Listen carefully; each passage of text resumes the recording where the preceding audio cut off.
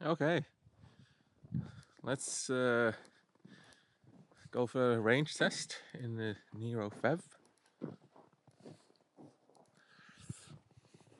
So, as you can see with the frost on the windscreen, it's not being started, heating's not being on, it's cold, it's a cold car. I'm not quite sure what the temperature is, maybe -3. So this isn't one of my Lapland tests. If you see a video a few videos back, a couple of winters ago, I done the e-niro. Will it work in -40? So I've done EV tests down to -40, but this is very much different. This is like -3. This isn't even cold. But this is probably a good range test if you're in like the UK or Germany or somewhere like that, where your winters are typically like -3. But the roads are still pretty snowy, so that will add a bit of rolling resistance. Let's see what range it gives us. So when you turn on the e-niro PHEV, it's very nice inside this new e-niro. It's much nicer than my old one. When you turn it on, it says engine start, but it doesn't. It always starts in EV mode. Let me get a bit of focus here. I think that's a bit better. So it always starts in EV mode, which is nice. Let's turn the heating on. Let's set it to 18.5 because I'm in my winter clothes. Got my Sorrel winter boots on, so I don't need it on 23 degrees. I got warm clothes on. Okay, so that's where we are. Utsjoki, Finland. Temperature is -2. Well, that's according to the weather. These new e-niros are connected to the internet and tell you all the information and stuff. It's very nice. The last one didn't have that. Oh, I could connect it to the hotspot on my phone, but this just does it automatically. The car says -1, and the weather app says -2. Now let's go with what the car says. So it's -1. Let's click PHEV. Battery is at 99%. Range 63 kilometers. Alrighty. And drive information, that's reset. Okay. Let's just get going and see what we do. Hopefully that will come off. Yay. Seatbelt. Okay. I'm gonna go on not a 100km/h road. I'm gonna do like I think it's an 80 road, but it's a bit twisty and bendy, so the average speed will probably be around 70 or 80, which is, I think, quite real world. So let's go and see what this bad boy can do.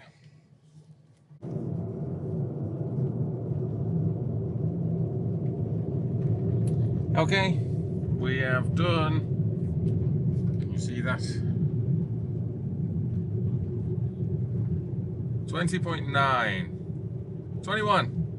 We've done 21 kilometers and we still have 67% battery and 39 kilometers of range. But the thing to point out here is with the PHEV, unlike the e-niro EV, is the battery doesn't get to 0 on the PHEV. When it gets to about 20 or 19, possibly 18%, the engine comes on. So you can't run this down to 0, this battery. I typically think 20% is the cutoff. That's when the engine starts to kick in then. I mean, it will still go in EV mode even when the battery's flat. Like if you're going down a hill, the engine turns off and then you start regenerating just with the electric motor. So you still drive a little bit in EV mode even with a low battery. But I consider this like full EV mode. So you lose that at like 20%. And then the engine will start coming off and on, mostly on. Okay, 22 kilometers. Oh my god, let's turn around, Tony. This is crazy. And it's windy as heck as well. It's quite an empty wilderness we're in. So I'll just do a 3-point turn here. Nice switch gear on this new e-niro. Cannot see out the camera. There's the snow on the back. Okay, my 3-point turn is turning into more like a 12-point turn. Very narrow roads.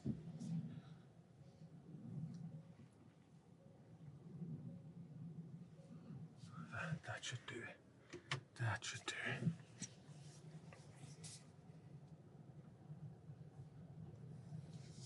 Okay, what are we on there?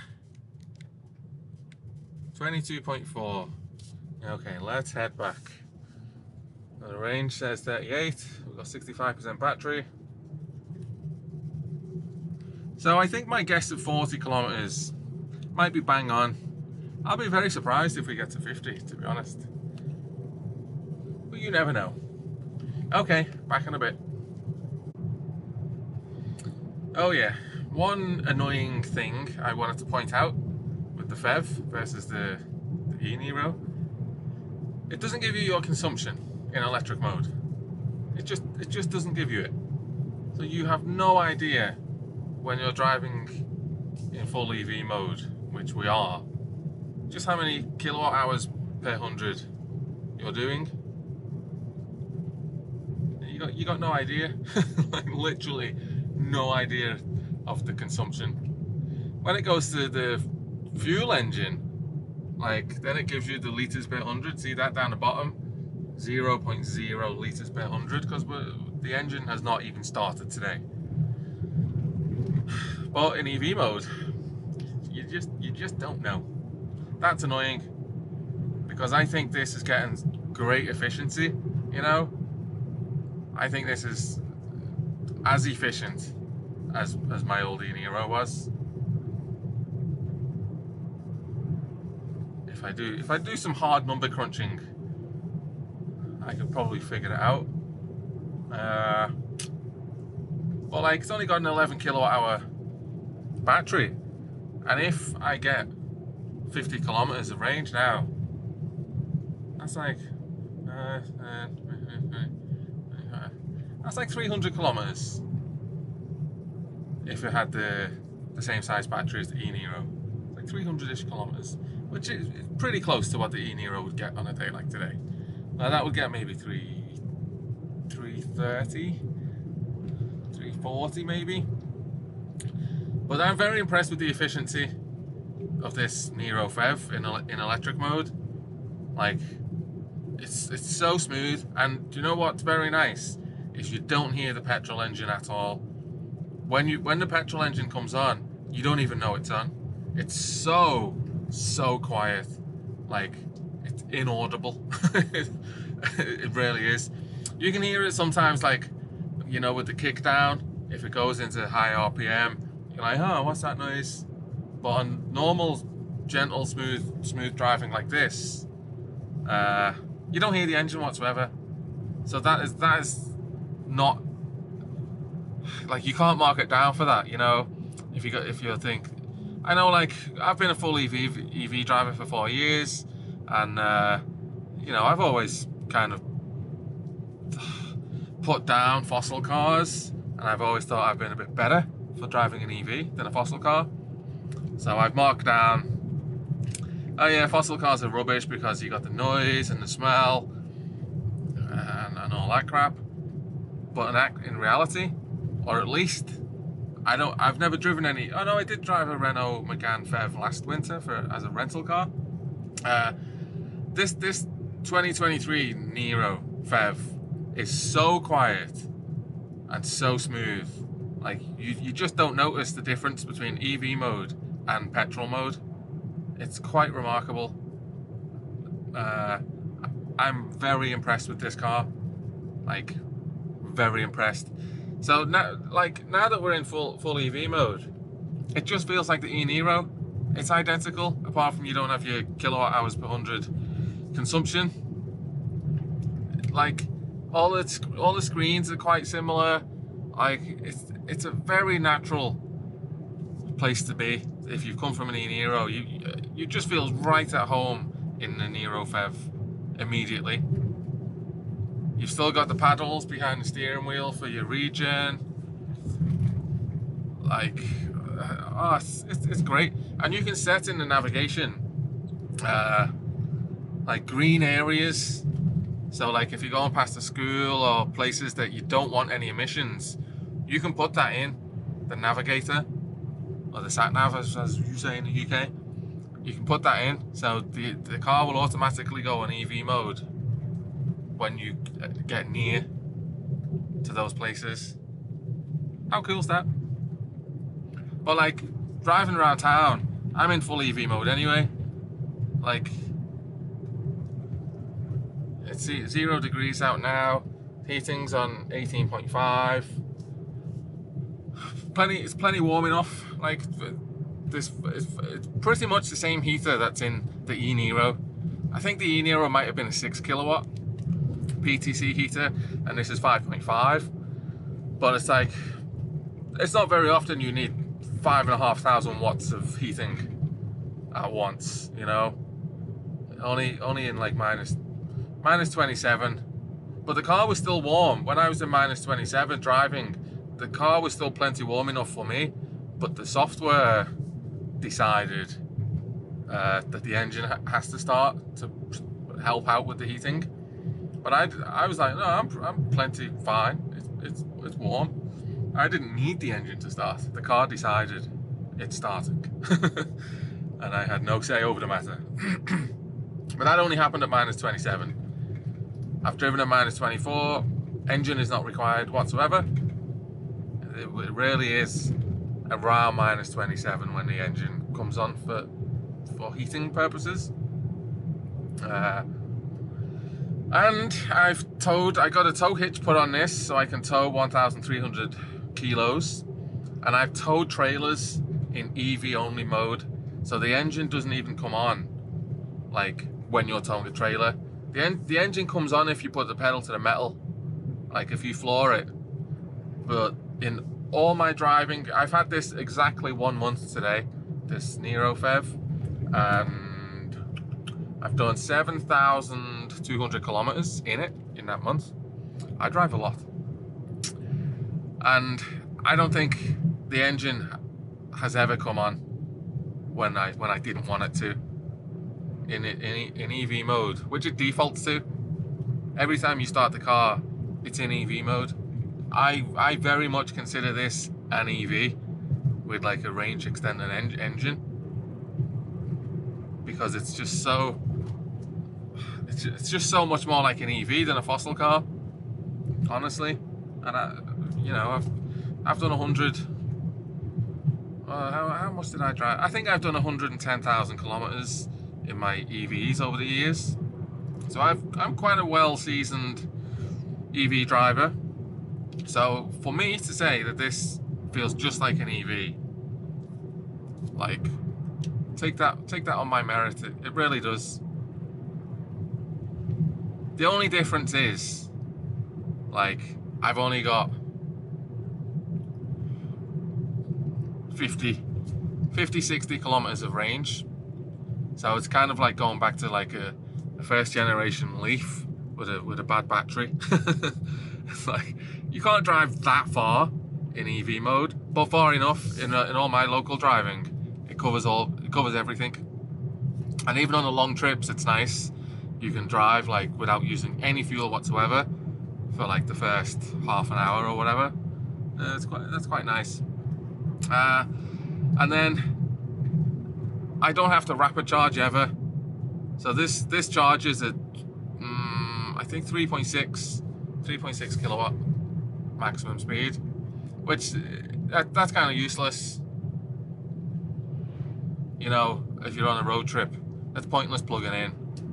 So it's useful if you're at a hotel overnight, and then you can charge overnight, and then you got, like, especially in the summer, you probably get 70 or 80 kilometers. Because I know in my e-niro, in summer on some days, I could get like 11 point something kilowatt hours per 100 efficiency. So I knew I could drive 100 kilometers on 11 kilowatt hours of battery. More often than not, it was 20. No, 12. It was like 12 kilowatt hours, but sometimes I did get it down into the 11s. So theoretically, if the consumption in this is like around 11 kilowatt hours per 100 with an 11 kilowatt hour battery, it might get close to that. I don't think so, but certainly 70-80 kilometers should be doable in summer. So it very much feels like an EV now. This new generation of PHEVs, it shouldn't be put down. I know the old PHEVs, where the engine was required a lot, yeah, they're not so great, or very, you know, they still have a fair few emissions, but this is like almost emission free. On local driving, it's 100% emission free driving. So I like it a lot. Anyway, what the heck, that was sorry I went off on a tangent there.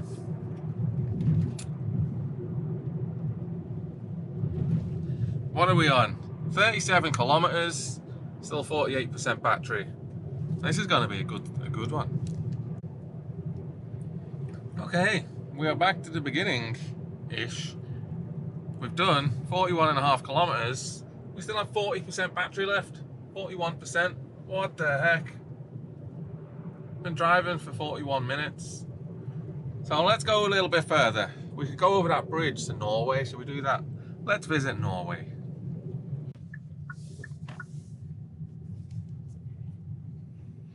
Okay. So halfway across this bridge is the border between Finland and Norway.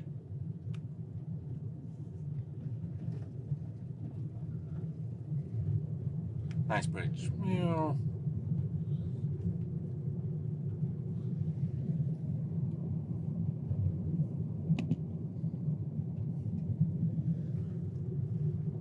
I know what you're gonna say, stop driving, filming, but we're in the wilderness. There's no cars on the road, trust me. No people, there's nothing. We're in the middle of nowhere. Tromsø og Finnmark. Now in Norway. So, and this is a dead end now, so do I turn left towards Alta or right towards Kirkenes? I think we turn right. Maybe we see a moose. I always see a moose around here. Okay, I'm going to run out of battery, so I'll report back shortly. Oh yeah, nice thing about the Kias, I can't say I've noticed that on any other vehicle, but on the Kias, when you drive across borders into different time zones, the clock automatically changes and it gives you a screen saying, okay, here's the speed limits in this new country. Very nice. So now we've gone back in time an hour. No, ahead of time an hour. It's 2 PM in Finland and now it's 1 PM. The Kia knows this. Good Kia. 44 kilometers driven, 38% battery left. Oh my god, this is going on forever.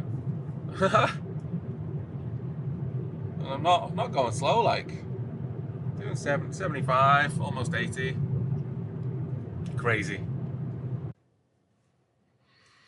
Okay, turning around, we'll head back to Finland. We've done 48.8 kilometers, 32% battery left, but remember what I said, it doesn't go down to 0 in the PHEV. It will go down to about 20, maybe 19 or 20%, and then the engine will come on. So we've only got about 11% usable battery left. So hopefully it can get us home, because I don't want the engine to come on. I don't particularly like using fuel, so I try and do as much electric driving as I can, especially because I'm an EV driver. Like, I still want to be in EV mode at all times. So 9 kilometers of range. I think that's enough to get us back. Oh, we're gonna hit it. Ready? 50 kilometers. OMG. 50 kilometers. The temperature is 1 degree outside, but of course you can see the roads that are very snowy, very rough. So you got the rolling resistance from the snowy roads. I'd say the temperature's been 0. It's only just changed to 1. So I would say this is a 0 degree temperature range test. Oh my god, 50 kilometers and it's windy as heck. And it's not a tailwind. It's coming from all crazy directions.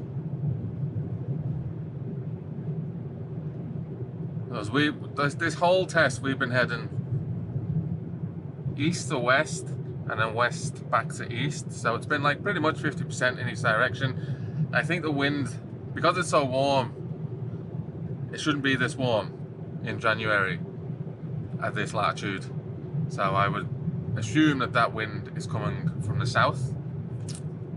That's usually the case when it's warm, but I've not checked the weather. Anyway, even with that crazy wind, we are getting mighty impressive range. Mighty impressive. Honestly, it's the cold.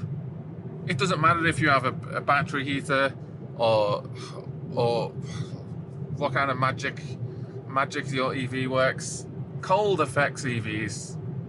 Full stop. Like this range would suck if it was minus 20 or minus 25 right now. This range we wouldn't get anywhere close to 50 kilometers. With EVs, temperature is everything. That's why my e-niro was so frustrating in Finnish winters. And I know the new one comes with a battery heater, but the battery heater uses like 4 or 5 kilowatt, and I need every single kilowatt hour of range in the cold, because you have the cabin heating on, which takes 4 or 5 kilowatts.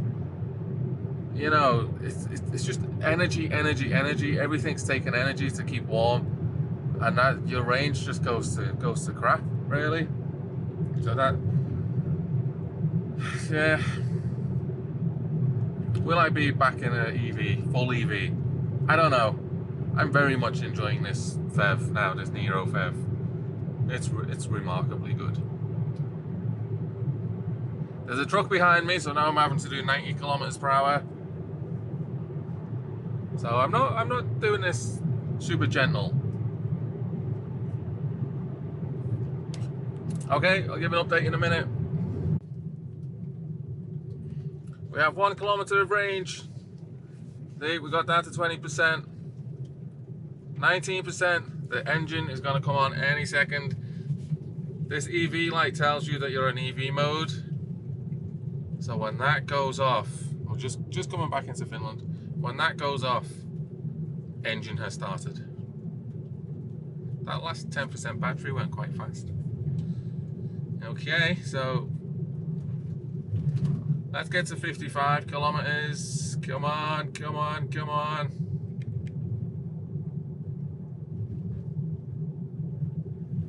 55. So we've done 55 kilometers in only EV in 54 minutes. We've been driving for 54 minutes, 55 minutes, no engine required. So you may have laughed when I said this feels like a full EV. Like, you can drive for almost an hour in EV mode. Is that not an EV?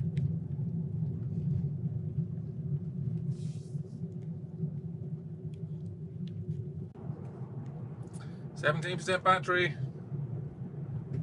Still in EV mode. That engine is going to start any second. and you won't hear it. You don't hear the change, but the EV light goes off. That's how you know. And then it'll, of course, the fuel thing down the bottom. There you go. Just went off. Now the petrol engine started. 56 kilometers. So you see that blue line at the bottom now, that's your fuel consumption. And of course the engine's cold, hasn't been preheated or anything. You can't preheat it in this. So it always drinks a little bit more when it first starts because it's cold before it warms up.